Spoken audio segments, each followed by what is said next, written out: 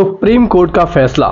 सरकारी नौकरी में आरक्षण के लिए राज्य सरकार कर सकते हैं अनुसूचित जातियों का उपवर्गीकरण। शीर्ष अदालत में 8 फरवरी को attorney general R Venkataramani, solicitor general Tushar Mehta, वरिष्ठ अधिवक्ता कपिल सिब्बल और अन्य की दलीलें सुनने के बाद अपना आदेश सुरक्षित रख लिया गया था, जिसे आज सुना दिया गया।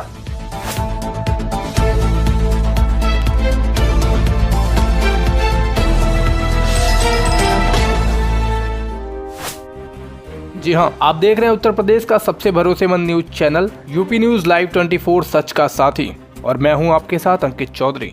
राज्य को सरकारी नौकरी में आरक्षण देने के लिए अनुसूचित जातियों और अनुसूचित जनजातियों का उपवर्गीकरण करने का अधिकार है। सुप्रीम कोर्ट के 7 जजों की संविधान पीठ में गुरुवार को बहुमत से यह फैसला दिया गया। संविधान पीठ ने 2004 में ईवी चिनैया मामले में दिए गए 5 जजों के उस फैसले को पलट दिया जिसमें कहा गया था कि SC/ST में उपवर्गीकरण नहीं किया जा सकता। सुप्रीम कोर्ट ने बहुमत से दिए गए फैसले में कहा कि राज्यों के पास अधिक वंचित जातियों के उत्थान के लिए अनुसूचित जाति, अनुसूचित जनजाति में उपवर्गीकरण करने की शक्तियां हैं। वहीं आपको बता दें कि सुप्रीम कोर्ट ने SC/ST के भीतर उपवर्गीकरण को बराबर रखा। भारत के प्रधान न्यायाधीश DY चंद्रचूड़ की अध्यक्षता वाली 7 सदस्यीय पीठ ने 6-1 के बहुमत से फैसला सुनाया कि राज्यों को अनुसूचित जाति और अनुसूचित जनजाति में उपवर्गीकरण करने की अनुमति दी जा सकती है,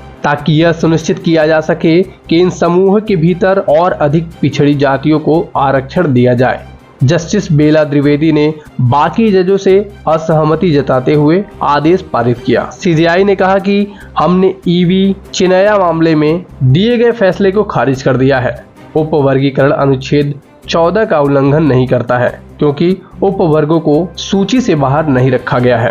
फैसला पढ़ते हुए CJI ने कहा कि वर्गों से अनुसूचित जातियों की पहचान करने के लिए इस्तेमाल किए जाने वाले मानदंड से ही पता चलता है कि वर्गों के भीतर विविधता है।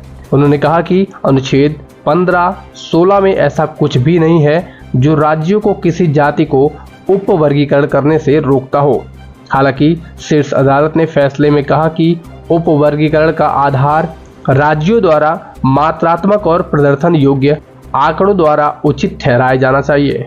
वह अपनी मर्जी से काम नहीं कर सकता। न्यायमूर्ति बेला M त्रिवेदी ने असहमति जताते हुए अपने फैसले में कहा कि कार्यपालिका या विधायी शक्ति के अभाव में राज्यों के पास जातियों को उपवर्गीकरण करने और अनुसूचित जातियों के सभी लोगों के लिए आरक्षित लाभों को उपवर्गीकृत करने की कोई क्षमता नहीं है। राज्यों द्वारा उपवर्गीकरण अनुच्छेद 341(2) के तहत राष्ट्रपति की अधिसूचना के साथ छेड़छाड़ के समान होगा। अदालत में न्यायमूर्ति BR गवई ने अलग दिए फैसले में कहा कि राज्यों को SC/ST में क्रीमी लेयर की पहचान करनी चाहिए और उन्हें आरक्षण के दायरे से बाहर करना चाहिए। वहीं शीर्ष अदालत ने कहा कि कोटा के लिए SC/ST में उपवर्गीकरण का आधार राज्यों द्वारा मानकों एवं आंकड़ों के आधार पर उचित ठहराया जाना चाहिए। बहुमत के फैसले में कहा गया कि राज्यों द्वारा उपवर्गीकरण को मानकों एवं आंकड़ों के आधार पर उचित ठहराया जाना चाहिए। पीठ में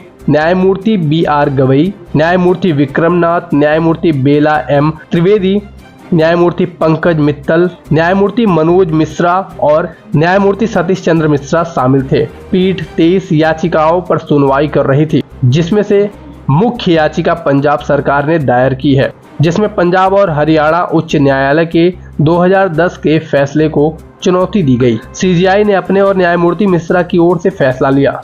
4 न्यायाधीशों ने अपने अपने फैसले लिखे, जबकि न्यायमूर्ति गवई ने अलग फैसला दिया। मुख्य न्यायाधीश DY Chandrachud, justice BR Gavai, justice Vikramnath, justice Bela M Trivedi, justice Pankaj Mittal, justice Manoj Mishra और जस्टिस सतीश चंद्र शर्मा की पीठ ने इस मामले पर 3 दिनों तक सुनवाई करने के बाद इस साल 8 फरवरी को अपना फैसला सुरक्षित रख लिया था। इस मामले को 2020 में पंजाब राज्य बनाम द्रविंदर सिंह मामले में 5 जजों वाली पीठ ने 7 जजों वाली पीठ को सौंप दिया था।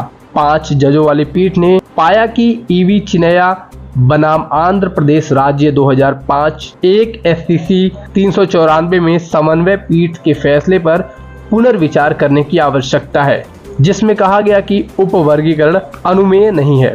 बता दें कि वरिष्ठ अधिवक्ताओं की ओर से प्रतिनिधित्व किए गए राज्यों ने ईवी चिन्हैया मामले में फैसले की समीक्षा की मांग की है।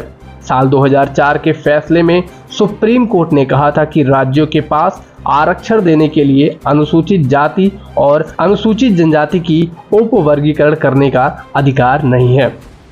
आप देख रहे थे उत्तर प्रदेश का सबसे लोकप्रिय news channel UP news live 24 सच का साथी। तो प्रिय दर्शकों, अगर आपको यह खबर पसंद आती है तो खबर को लाइक करने के साथ चैनल सब्सक्राइब करें और कमेंट में अपनी राय देना न भूलें। धन्यवाद।